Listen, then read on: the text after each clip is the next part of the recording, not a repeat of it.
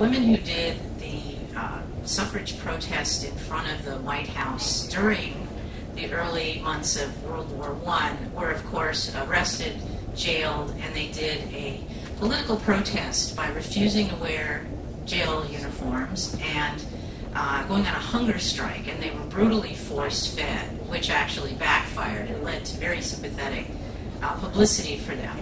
Point is that this occurred in the Occoquan jail, which is right along the Beltway, near where I lived in D.C. And I was able to go see a suffrage reenactment in the original prison. And as we toured, I noticed that the original jail was crumbling and falling apart. And actually, bits and pieces were flaking off the old iron bars and were all over the ground. So I took some. And I'm going to pass around pieces of the original jail cell where Alice Paul was held that you can touch and feel and photograph. Okay?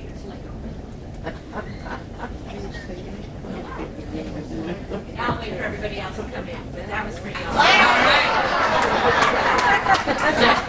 Welcome to my classroom. This is Intro to Women's History, and today's talk is How Women Won the Vote. And I'm delighted to be here. We're going to have a great time. This is my favorite thing to do. I'm going to introduce myself, make a few thank yous, and then blaze through some of the more humorous aspects of the women's suffrage movement. If you came in a little bit later, I had a few handouts which are now gone, but the originals are on the table, and you can take a picture with your phone and get a copy of the same old poster from 100 years ago. So I'm Bonnie Morris. I'm Olivia's archivist and historian, which is a great honor. I've been working for 2.5 years to organize Olivia's papers and extra albums, and I have succeeded in getting them donated to the Smithsonian and now the Library of Congress. So the artists will be enjoying eternal life in our national museums. And I earn a living, more or less, as a lecturer for the University of California at Berkeley. I'm also a consultant to the State Department, the Smithsonian, Disney Animation, and lots of other entities. So I've worked hard to be a pretty accessible, cheerful, friendly women's history person. And I've traveled with Olivia since 2000. I think my very first trip, I was Suzanne's artist liaison in Israel, so enough said. And it's been wonderful. I just want to thank all of the Olivia folks, in particular, Terry Lynn and Liz, and just everybody who's been so helpful. It's really fun to do this. So we're celebrating 100 years of the vote, and I'm just kicking off January 2020 with these kinds of little chats. I'm going to be speaking all over the country. I'm doing the keynote address opening the National Women's Music Festival in Wisconsin in July. I'm speaking for the League of Women Voters, AAW, all over the U.S. And I don't get tired of it either. I'm light years from burnout. So what I want to point out is that we're about to enter a really exciting cycle. And what I mean by that is in the next 4 years, everything that we did in the early 70s is going to have a golden anniversary.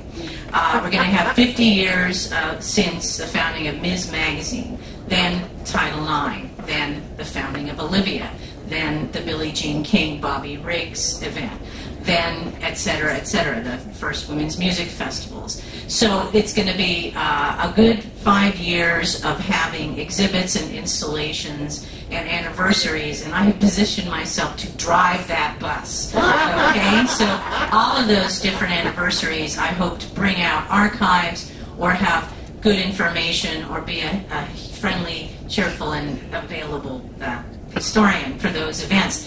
And the reason that it's important, I think, to bring Olivia a little review of the struggle for women's vote is because in the first wave, it was very much driven by women over 40, okay? It's a wonderful thing to celebrate as we look at our graying heads and continue our activism. This is what it was all about for winning the vote. And I think it's appropriate to celebrate what everyone in this room has done to bring greater rights and equality in a now challenged United States. Okay, so just beginning by saying that today's activism owes so much to older women of the past, what I'd like to do is just blaze through some of the high marks of the first wave struggle to win the vote for American women. And apologies that I don't have enough time to really address the same struggle in Australia and England and Denmark and Canada. But right on. Okay, so the first thing that we know is that feminism did not start in the 1960s, and oddly, it really begins in the United States with Christian family values. Repeat that. Begins in the United States with Christian family values, okay? So what I mean by that is that initially we have around 1810, 1820, a religious revival in the U.S. that's often called the Second Great Awakening. And many, many women who were confined to lonely farms, never saw other human beings, let alone a sisterhood gang, were actually able to travel by wagon to go to these 3-day camp meetings where they heard preachers who were very charismatic guys urging them to think about what their role could be in creating a moral, new, young America. The U.S. was brand new. What kind of country would this be? And women heard at these religious revival meetings, you have a role to play raising the first generation of American sons. And through Republican motherhood, forgive my slipping sash, you can imbue the first generation of young senators and congressmen with the right values to steer the country forward, that kind of talk. So in these camp meetings, women were basically asked, what would you identify as the biggest threats to growing a new democracy? And women's responses were pretty basic. Alcoholism, slavery. These were the two things that were the greatest threat. Alcoholism was an intimate threat. Every woman lived with the fear of being married to an abusive husband she could not leave. There was no divorce. If you left, you lost custody of your children. That was not a safe resolution. So many women joined the temperance movement for that reason. Slavery. Many white women were able to say, if you're saying that women shouldn't run for office, that women shouldn't be president, that women shouldn't be judges, that women shouldn't go to college, because women's greatest role is that of mother and raising sons, then what's up with selling children away from mothers under the institution of slavery? You either have sacred motherhood or you don't have sacred motherhood. What's it going to be? And from what was called the burned over districts, which were places where hellfire sermons had inspired women to act, women began to leave the home, daring to go out and preach against slavery. So the abolitionist movement is what motivates women to get out of the home and become activists. But they discover that their power to engage other people about the evils of slavery is limited because they're female. Under the law, they cannot rent a hall, they cannot get credit, they cannot get a bank loan, they cannot act without their husband's permission, they cannot publish, they cannot run a press. They simply cannot testify in a court of law. They may not bring a lawsuit. All of the things that would enable them to fight the legality of slavery or whatever is denied to them. So we begin with a very famous story of Elizabeth Cady Stanton and Lucretia Mott going to the World Anti-Slavery Conference in London, 1840. This is supposed to be a gathering of all the abolitionist leaders in the world to tackle, as a united front, the ills of slavery. And the two women are ready to talk about what American women are doing. They can't go in. They cannot go onto the floor. They may not speak. As women, they are locked out. So they, well, I wasn't there, but let's say they look at each other and say, wow, we really need to plan some kind of massive feminist conference to deal with our limited power to uplift other women. And that's when they plan the Seneca Falls Women's Rights Conference of 1848. Okay? So please come on in and take a seat. I'm so used to students coming in at all times, you know, some of them stoned and, you know, on a skateboard. It just does not faze me. Skate on in. I don't need to know what's in that cup of coffee. All right. Okay. So the point of this little preamble is that from the Seneca Convention, think of it as a wheel and spokes shoot out in every direction. Some women continue to work entirely on ending slavery, others on tackling alcoholism, some on uplifting women who are poor and in the workhouse or forced to turn to sex work. Others are really interested in opening colleges for women. Many are interested in fair wages. But the mood of the convention is all of these issues can be addressed if women had the vote, and they could vote on their own interests. All right? So then we have what's often referred to as 80 years of struggle to secure the vote. And there are many different approaches to that. But I want to focus on two really fun aspects. When women began to organize as suffragists, they offered reasons why women should vote, and they heard back from their enemies why women should not vote. And those are great arguments to know about, and I'm going to proceed to give you a little overview. Basically, you have the view that a lot of us share, which is women have natural rights as men do. If you're going to talk about life, liberty, pursuit of happiness, women wanted the same thing. So this would be the view of somebody like Elizabeth Cady Stanton.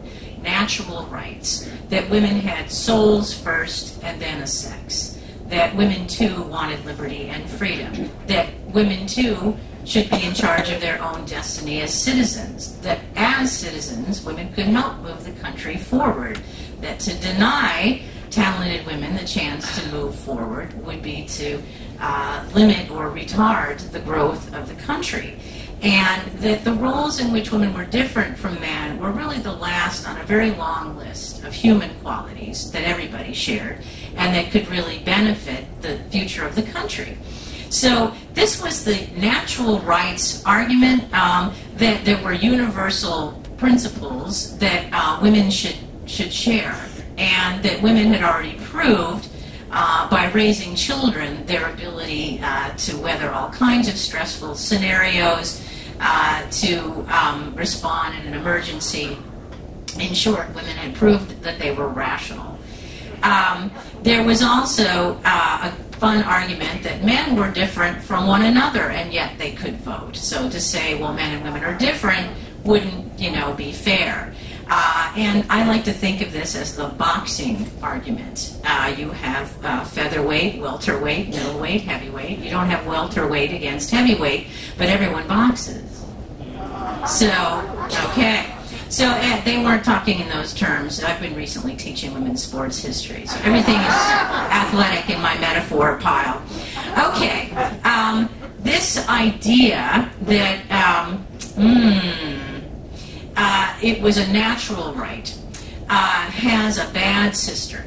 And the bad sister to the natural rights argument is the idea that women would benefit the country by voting because they could cancel out the vote of undesirables. So we have to acknowledge right up front that there was racism in the suffrage movement, and if I don't acknowledge that, I would be derelict in my duty as a scholar and as a feminist. So this is not everyone, but by the time we get to the post-Civil War era, the reason that there's a split and some suffragists go in a racist direction is because of the 15th Amendment to the U.S. Constitution. Everybody should know 13, 14, 15, 18, 19, and 26. More on that later. But in short order, the 13th Amendment ends slavery. The 14th says if you're born here, you're a citizen with all rights, same as anyone else. And women have often used that to justify their equality. The 15th Amendment was passed when it became clear that newly freed African Americans were not being treated as full citizens. And the 15th Amendment made it very specific that black men had the right to vote. And you heard that correctly. It put the word male in the Constitution for the first time.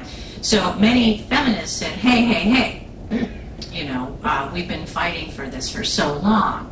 And there was a complicated but interesting discussion between some of the suffrage leadership and Frederick Douglass. And he said, to you the vote is desirable, to us it is necessary. Who's missing in that statement? Thank you. A for you. Okay? Well, you hate to know how long it takes my students to respond to that. Okay? So the you and the us disappears black women.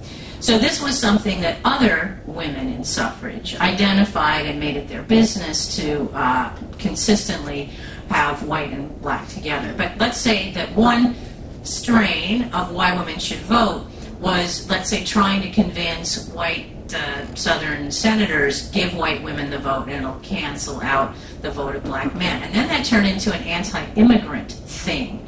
And it interestingly became an anti-Irish Catholic at the time.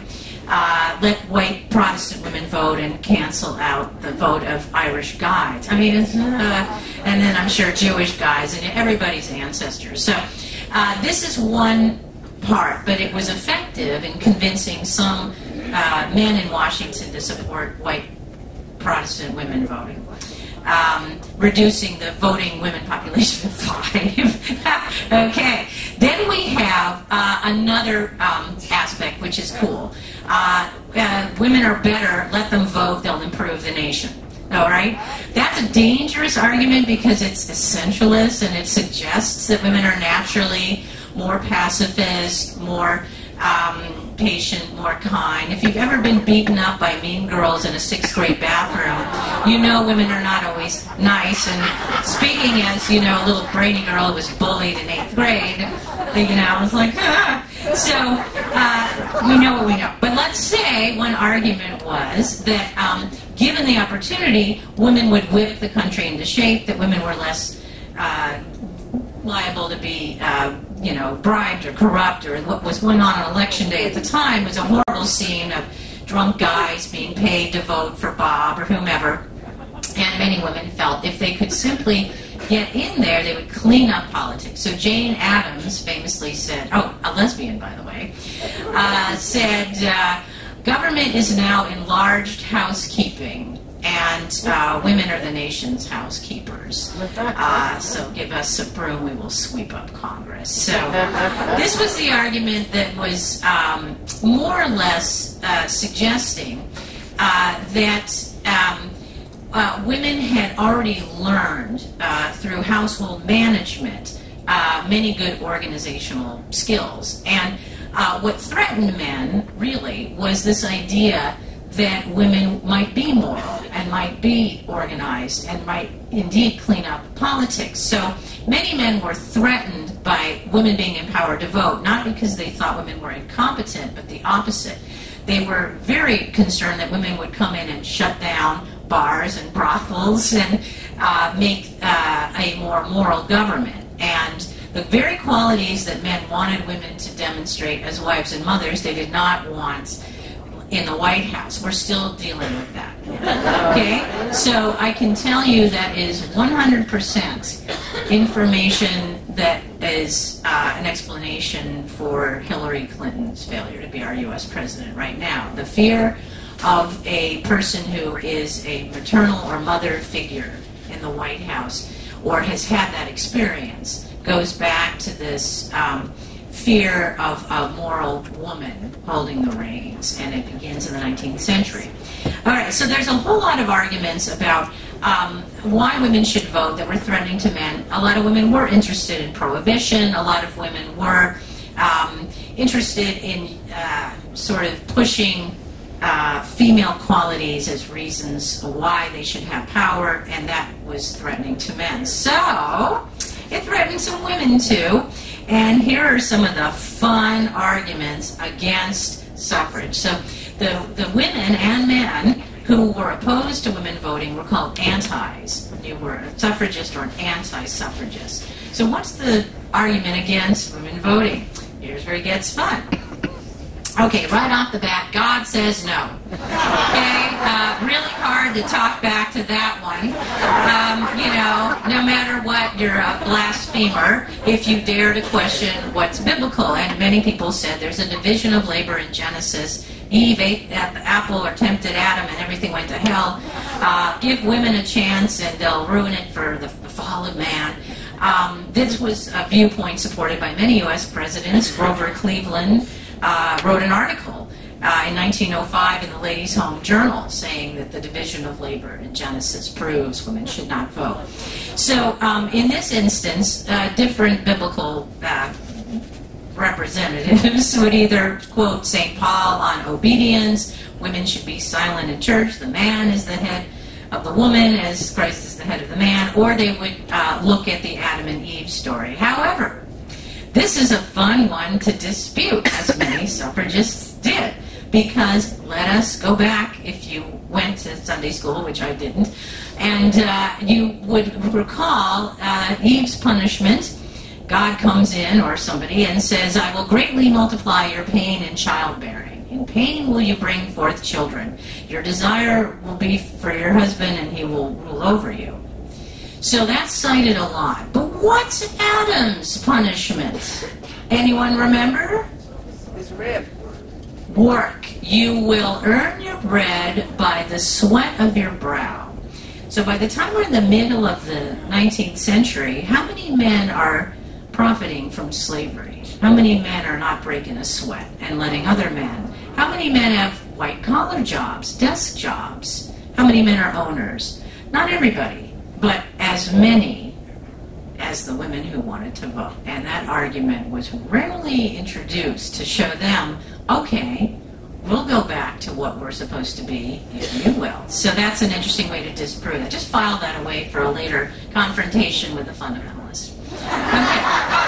So first we have a religious argument, and then we have the beginnings of medicine and biology pushing out religion. What I mean by that is by the late 19th century, there was a greater understanding of the body. Let's say a person who had seizures was no longer felt to be possessed by a demon, but understood to be a person who had seizures. So there's a beginning of medical authority, but medical authority is used against women. So now we have the biological argument. Women are too fragile to vote. They're emotional, illogical, hysterical. They'll faint in the ballot box. They're too delicate for political life. This viewpoint said that men and women were different in that men ruled the head and women ruled the heart. That's a view that goes way back in history. For instance, women have only recently been permitted to be judges. They still are not allowed to testify in court in many countries, and this is because of the assumption that women are too compassionate to be, let's say, level-headed if you have to condemn a man to die or sentence a thief to jail. So way back in the Code of Hammurabi, which is the first set of written laws, and that's, oh my gosh, 2,000 years before Christ in what is modern-day Iraq, in the Babylonian area and kingdom, the idea was that a woman couldn't be a judge because of her qualities of motherhood. And in many ancient Middle Eastern languages, including Hebrew, the word for compassion and the word for uterus are almost the same, Rahmanis, okay? So this same is true around the world. There's also a goddess of compassion in China, that's Kuan Yin. So it's not simply Western or Near Eastern, it's universal. So the idea here is the qualities that you want in a mom, you don't want in a judge. And for that reason, women shouldn't vote. But the idea that women were naturally hysterical has a whole other background.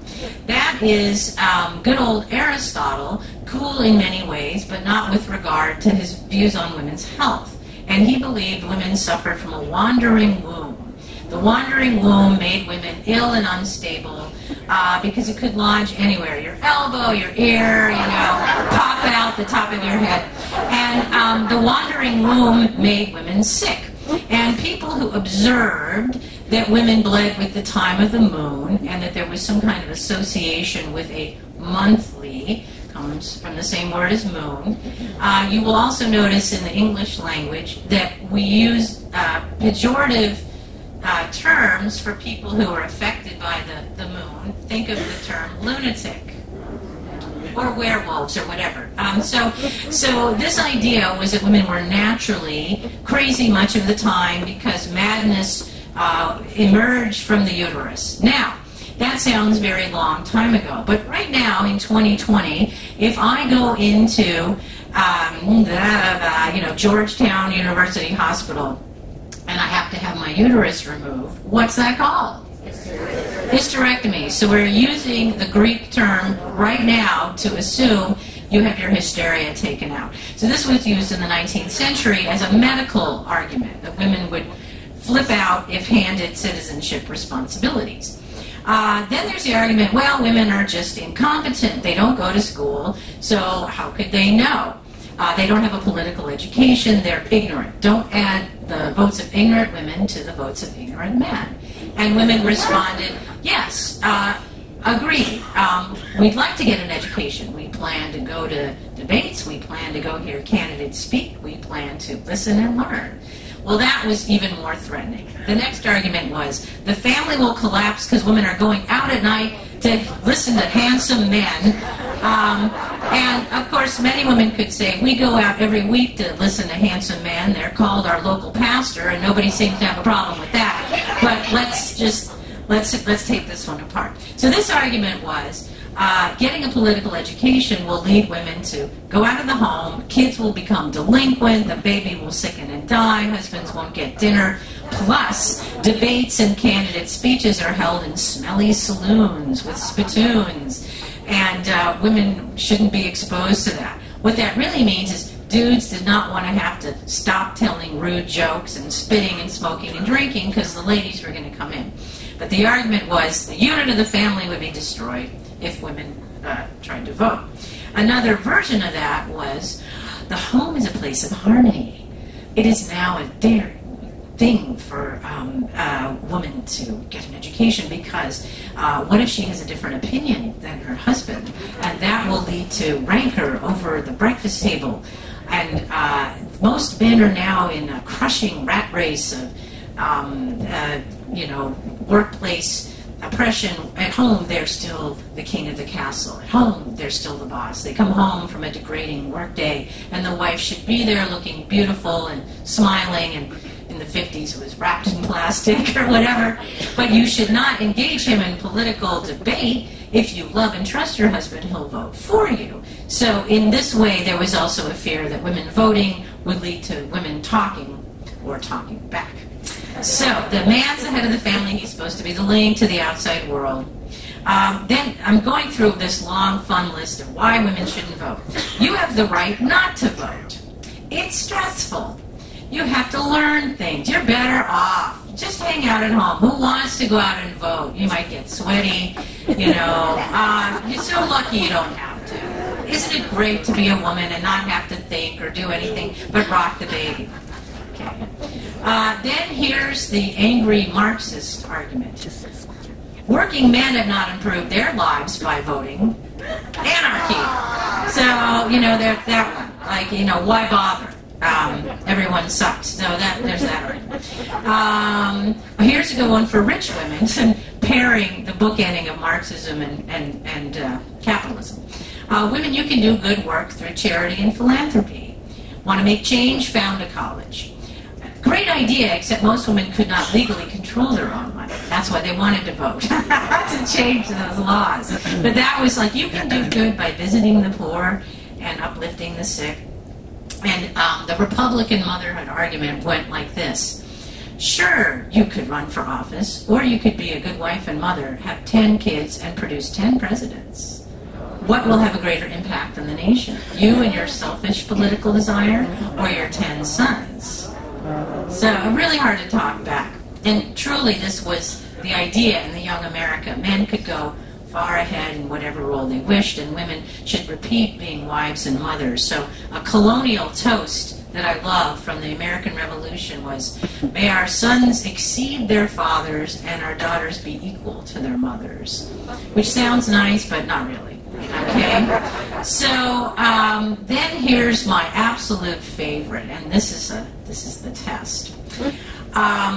One argument was women shouldn't have the right to vote because they were not going to be drafted to fight in wartime. They did not have the same responsibilities, so they shouldn't have the same rights. They weren't called on to do the same duties.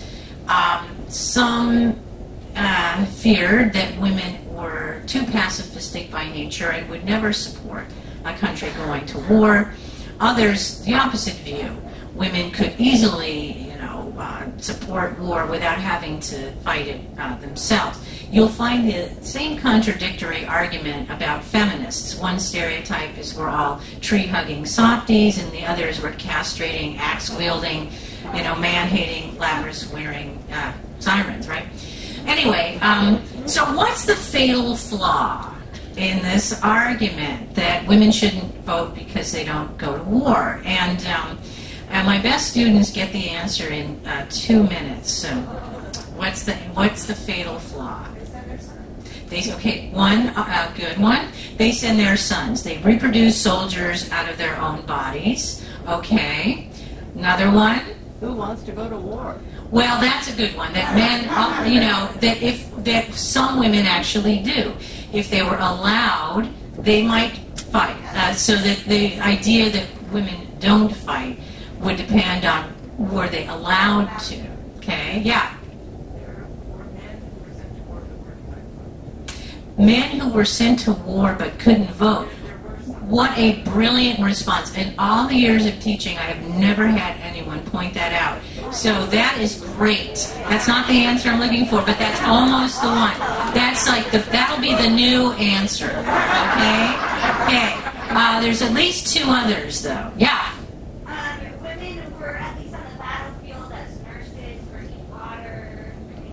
Okay, women were already involved as much as they could be. By the way, in the Civil War, when there was the first Nurse Corps or Red Cross, it was still considered shocking for a woman to be on the battlefield with men, and Florence Nightingale had broken that ground. But the reason that was considered shocking and immodest was the basic role of having to bathe a naked man who was not your relative. And so the rule that Dorothea Dix had for the Army Corps of Nurses, in order to avoid the problem of a man being aroused while being given a sponge bath, nurses had to be plain, over 30, I guess that's the same thing, and wear only black or brown. So, okay, did I see a hand over here? What's another fatal flaw? Most of the men voting for war were past draft age. Okay. Okay.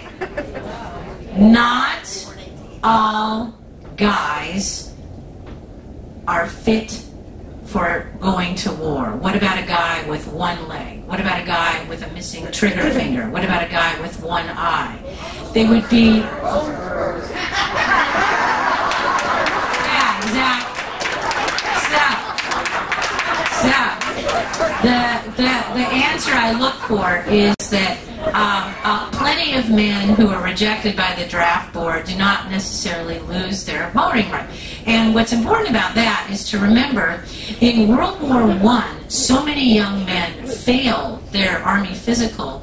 That's when the United States instituted PE, to make sure that we had fit young men. And it wasn't anyone's fault. It was an era when there were many unconquered childhood diseases, but also more Americans lived on farms and lived in towns until something like the 1890s. So it was very common to have a farming accident or to be missing one vitamin or another. And a lot of people had bits and pieces missing because of some kind of accident, or things that are now easily resolved. Okay, so very, very good. These are all arguments that suffragists attempted to shoot down. I'm just going to go for like another 10 minutes and then take questions and stuff. At any rate, there were a couple of points that I think are important to include. As we start to move forward, there are a lot of men who do support suffrage, and they come from all over. John Stuart Mill is a great example. He wrote a book on the subjection of women where he argued that the only way to improve the world would be to let everybody develop their full talents and to keep women back. Went against utilitarianism. He was one of the first men to write about domestic violence, and he said the reason that we don't see more women in positions of power is because of sheer brute strength of male domination, and that he added, women have yet to tell their truths to men because many are intimidated at home. And he was way ahead of his time. There were a lot of other men who were at the Seneca Falls Convention and signed on the Declaration of Sentiments. And then we actually have women voting in a number of states well before there's universal suffrage. So the first state is Wyoming, 1890. Tiny population of white people, so they wanted to count everyone so they could get representation, but still. A lot of women in the West get to vote first because of what was called school suffrage. The school teacher went west. So if you had one literate person in town, it would be stupid not to let them vote. And that was often the school marm. But notice something happening here. That women in public life were considered automatically kind of promiscuous. So it was often a woman who was unmarried or a nun or celibate or single, however defined, who could take the risk of a public role. And the school teacher was a figure required to be unmarried. So letting her vote on the board didn't compromise her sexuality. She didn't have any, as far as the town fathers were concerned. So what she was doing with the Sunday school mistress, we don't know. But anyway. So we have women voting in Wyoming and Utah and Idaho, heavy Mormon areas in 1896, and then Colorado, 1893. And then by 1917, New York, Ohio, Rhode Island, Indiana, Nebraska, Michigan, North Dakota, and Arkansas. Woohoo! And then 1910, Washington, California, 1911, Oregon, Arizona. What is my handwriting? Some other state in 1912. This is just an indication that there were many, many steps forward. So while this is going on, the U.S. Begins to enter the First World War, and it becomes very hard for women to protest. We do have women marching against war, which confirms the fear of many men that women will be pacifists. They're singing, "Who dares to put a musket on his shoulder? Don't you take my son. Don't tell me about motherhood is my role and then kill my baby," you know. And then there were other suffrage songs. So there's a wonderful set of journals that might have floated through your life as a lesbian feminist. One is Paid My Dues, and the other is Hot Wire.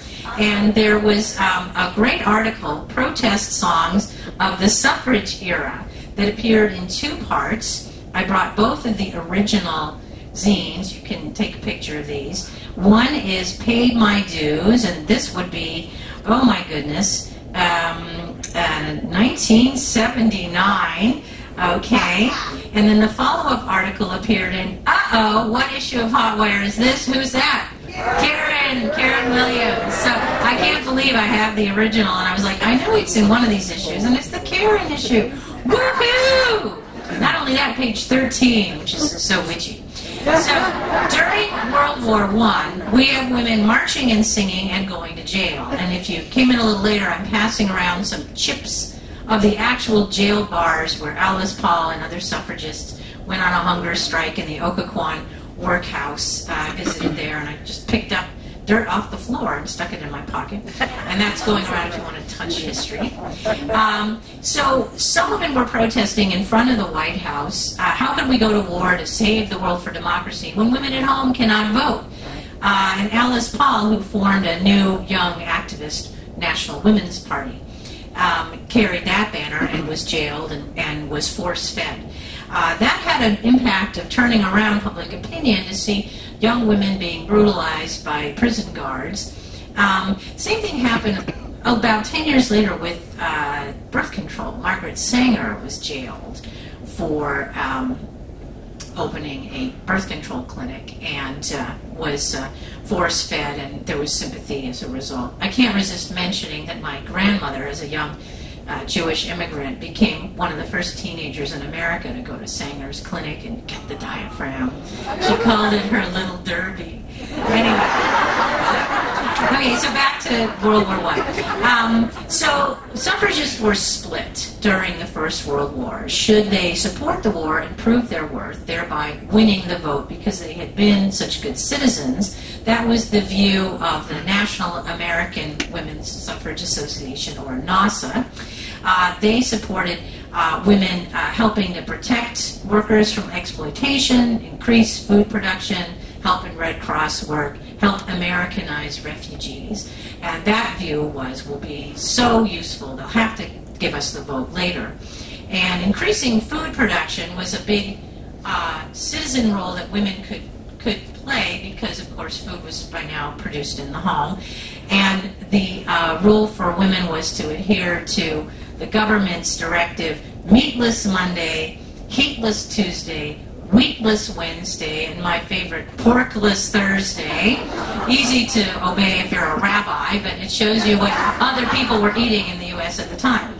So if you were keen on these streams, you would prove your worth. And then, in contrast, many pacifist women, and women in England in particular, resisted the war effort and felt that if women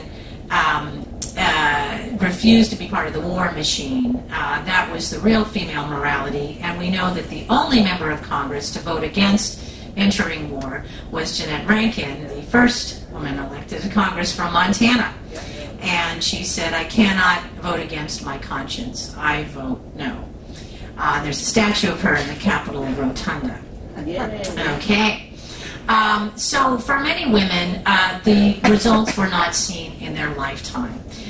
The vote was granted to women in 19th Amendment, 1920, but it did not mean that all women could vote. It's very important to recall that Asian women were not considered citizens in the United States until 1943. You could not become a naturalized citizen if you were Asian. Of course, if you were born here, technically the 14th Amendment covered you, but it did not allow an easy path to the voting booth, as African American women learned. Just having the right to vote did not mean you could exercise it. Native American women were not considered citizens until after 1924. Okay, so a huge percentage of women could not vote.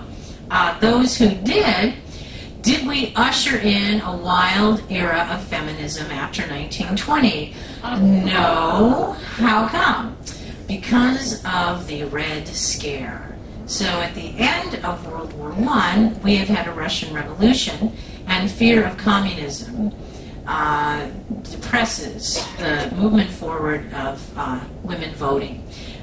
There is a huge change in refugee law. There's a quota on immigration.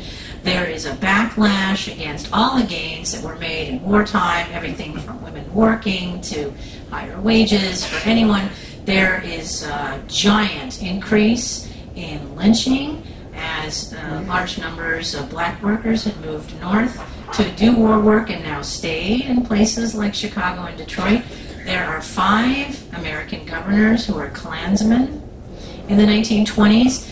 So it's very difficult to do a march on Washington when, if you protested against the government, you could be deported. That affected what we saw in the movies. It affected everything in American life. So women went around. I love to talk about the dodge. I'm pretty good at the dodge, you know, and having not yet been deplatformed, you know, as a crusty old school lesbian teaching in a women's studies program. But the dodge in the 20s was that women, through flapper culture and learning to drive and other aspects of individual liberty, claimed some practices that asserted a liberated stance. And because prohibition had been passed, not by women, but to save grain in World War I, women were able to act out in speakeasies. Prohibition made everyone a criminal.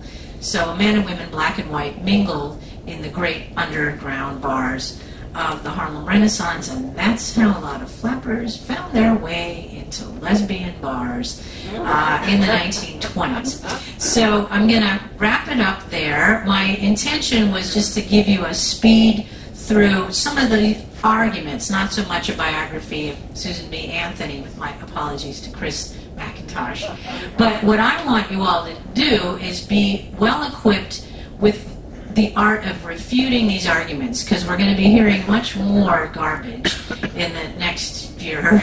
And if you can practice how you talk back to some of these ideas, whether it's women shouldn't vote, gays shouldn't vote, you know, these people are not human, or whatever, it's easy to disprove a lot of stuff. And it's also, I tell my students, good to know how to act with, if you're not accustomed to it, having a microphone, you know, stuck in your face. How do you quickly unspool a bad argument in like 2 seconds? So paying homage to a really dynamic politician, Shirley Chisholm, who you may recall, first African-American woman to run for president. She was a master at talking back to a rude man in her face with a bad argument. And if you watch the film Unbought and Unbossed, which is a documentary about her career, her campaign, you'll see there are a couple of scenes where jerks say to her, oh, you really think you can win? No one's going to vote for you. Or one guy, a reporter, says, why do you think none of the men in the Congressional Black Caucus are supportive of you? You know, in short, you know, even your own people don't like you. So the way that she resolves these confrontations, if you watch, she repeats the rude question back to the listener, not only allowing them to realize how rude they've just been, but to give her time to come up with a calm answer instead of flying off the handle like she's surely attempted to do. So in the instance of this question, why do you think none of the men in the Congressional Black Caucus support you? You see her in the film say, the reason I believe that some, but not all, of the male members of the Congressional Black Caucus might be hesitant to support a daring and radical campaign like mine might be because, and not all of them do, and then by then she has her answer. And it's just fabulous. There's no notes, no one is telling her what to do. So you need to be able to take your time, but you also have to start answering right away. How are you going to do that? So I have lots of tips, and one of the books that I wrote is called Revenge of the Women's Studies Professor. And it's based on a one-woman play that I did for a long time, going around the country, talking to women's studies students. What do you do when someone says, you, women's studies, why would you pick that major? Are you one of them? Or are you some kind of man-hating toadstool? Or you're never going to make any money? How do you respond quickly and efficiently? So there's a whole lot in there. And sometimes just refusing to deny who you are.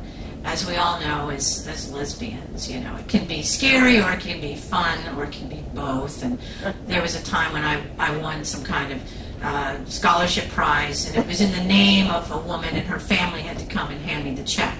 They were very unhappy that someone like me was getting the money, but I had won the grad prize. So the guy approaches me, he's holding out a check that I desperately need, and we're in front of a big audience on the stage like this. And he goes, you're not some kind of feminist, are you? And I go, yes, sir, I sure am. Thank you very much. You know, I just took it and ran, okay?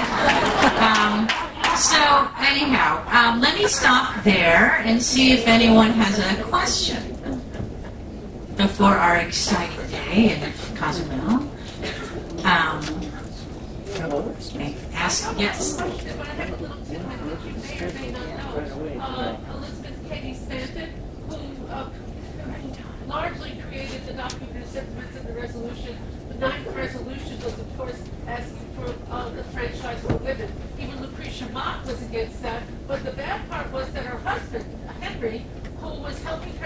write everything was against the women's franchise. And he said to her, if you include that 9th resolution, I'm not going to come to that. In fact, I'm going to leave town. And he did. And he left town. So when you have husbands threatening wives, there are some solutions for this. So a very well-known one is in recent years there's been a lot of publicity about Jewish women whose husbands refuse to grant them a divorce or what's called a get, and they cannot get out of the marriage unless that happens. People might pressure the husband, come on, do the right thing, let her go, and he demands a huge sum of money. So there's a whole racket in that. But what's been proven effective is that in support of that woman, other wives in the community refuse to sleep with their husbands until that one guy. And then, exactly, Liz Estrada. The women refuse to sleep with their husbands until they end war, and they say, we will unsnarl this war the same way we unsnarl a ball of wool. Only they use different tactics. So that's one thing. That's a good one. Yeah. So what would you say was the thing that changed and allowed the vote to happen? So what was it? I don't think it was any one particular thing. I think the fact that many women had sacrificed their sons, that this was supposed to be about proving the value of a democratic institution. There was always, after a war, there's a loss of life, and then you have more women than men in the population. For a while. That doesn't necessarily always translate into political power, but it certainly makes women evident. And the other thing is, by that point, we had enough women's colleges, and we had a class of working professional women. We had the Seven Sisters. So there was more of a presence of educated women who were doing the teaching around the country.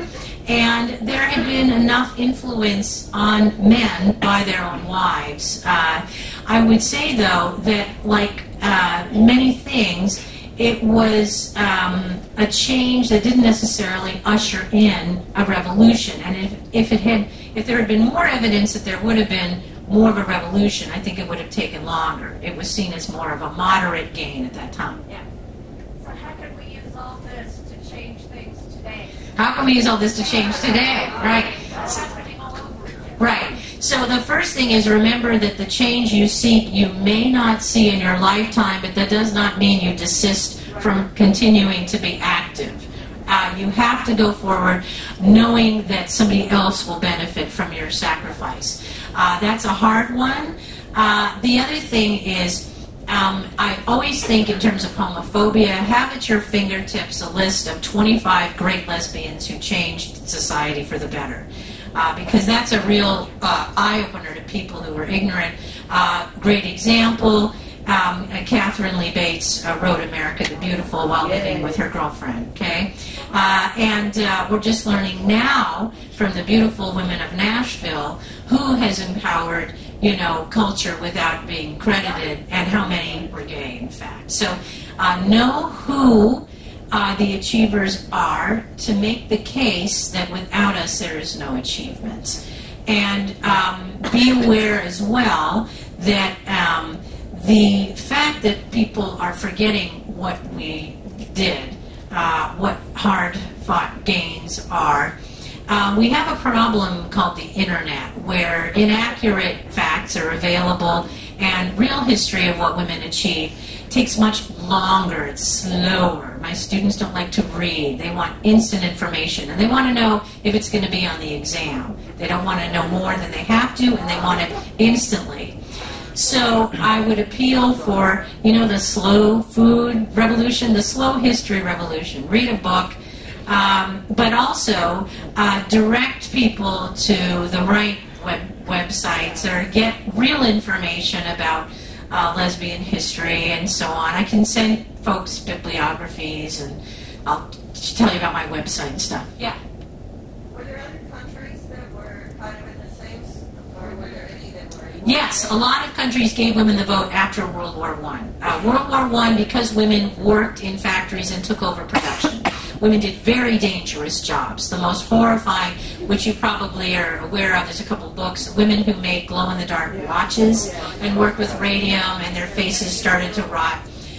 And other women who worked without normative, workplace protections or indescribably degrading, petty bullshit.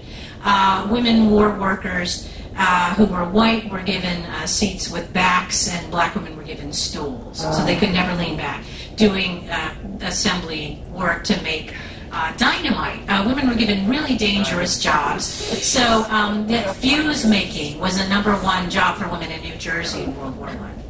Yeah. Suzanne? So white privilege, wealthy white privileged women, they're voting against who we are, okay? What can we say to them? I live in the blue bubble, I live near Orange County, I live near the wealthy white women. They don't recognize. What can I say to them?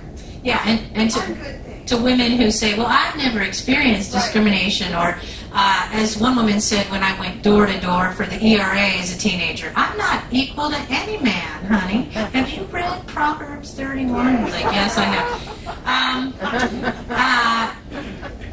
I think one thing might be Title IX has given our daughters the opportunity to go through school experiencing the same education available to sons. And likewise, the successes we're seeing in women's sports and more women bringing home the gold than men on America's Olympic teams, that's undeniable as a result of women's activism. And without that, I like to start with Title IX because it's so obvious. But then my students will say, equal until graduation.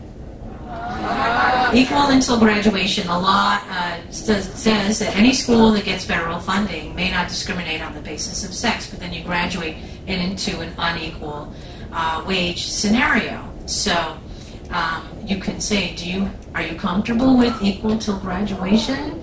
I'm not.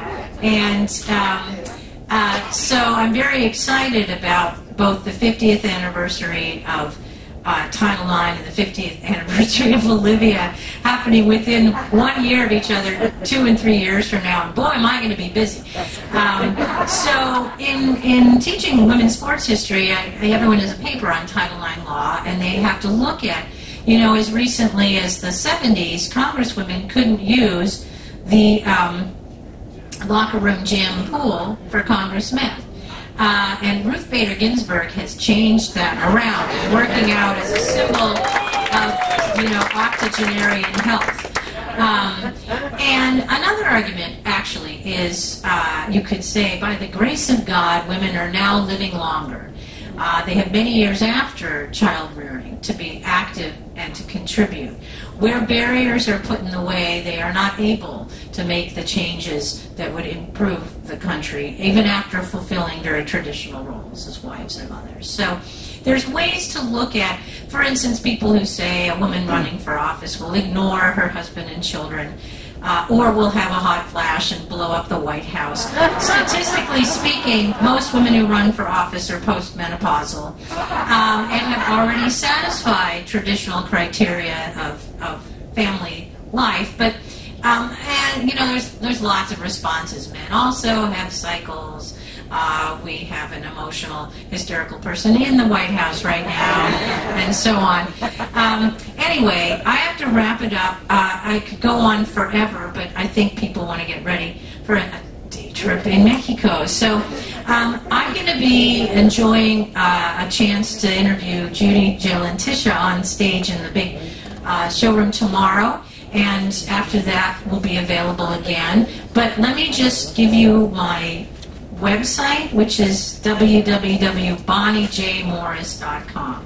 Okay? So you can look up where I'm speaking next, and I have 18 books, and pretty much gone from the store on the ship, I'm happy to say. I think I have one left. But I'm going to bring these hot wire issues over to the table, and just be careful because they are originals. And you can take a look, actually, just to be archivally safe. I took the liberty of Xeroxing the Suffrage song sheet, and you can just take a picture of these 2 pages. Please be aware that I am doing my best to handle Olivia's archives with the greatest care and getting them into places where millions will see them. I had an exhibit in the Library of Congress in 2017 on the timeline of women's music, and had Olivia albums and lesbian cover art in the Jefferson Building in a glass case, which was really fun to see Amish tours, you know, coming in looking at lesbian album cover. And I'm hoping to do much more in the future, so your stuff is safe with me. And thank you very much. This has been really fun.